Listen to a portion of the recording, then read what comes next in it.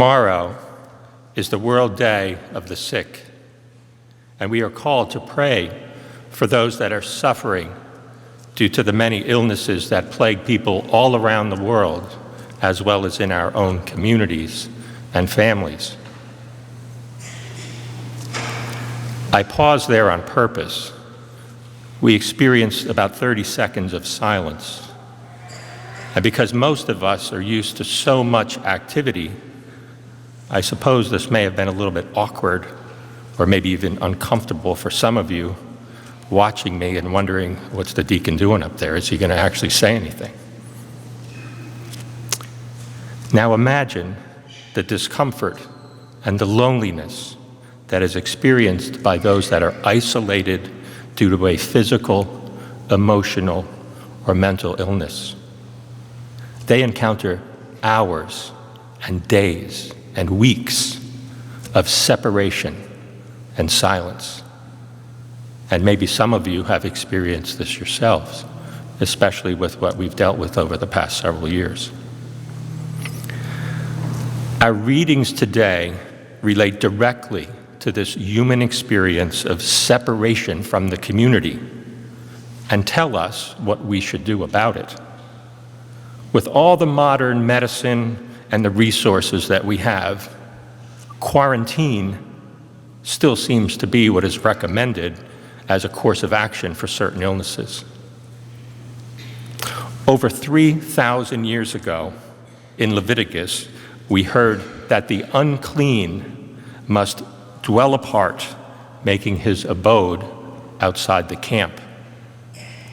This was because under the law, when anything unclean came in contact with something that was clean, that which was clean would become unclean through contact with that unclean object or person.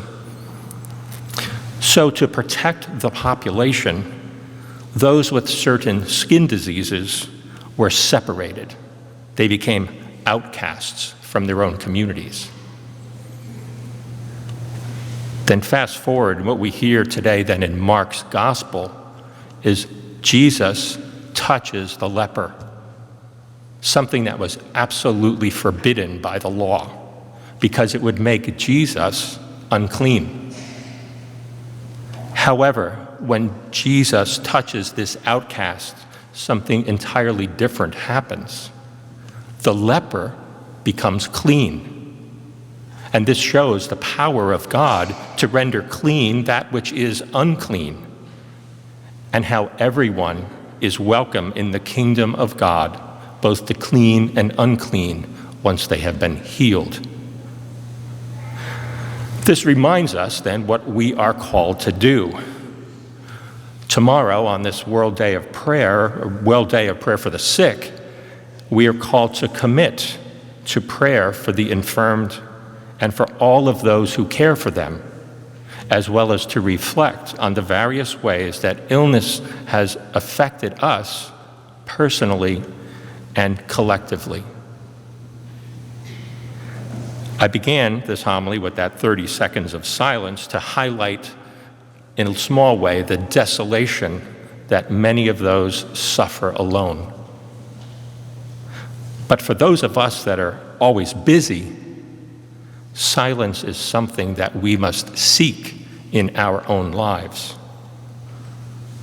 With Lent beginning this week, we must slow down and take the time, make the time to silently reflect on the changes that God is calling us to make in our lives. The disciplines of prayer, fasting, and almsgiving during the season of Lent are the means by which we can recognize and then make those changes. So take a few moments now in silence to now contemplate your 2024 Lenten journey.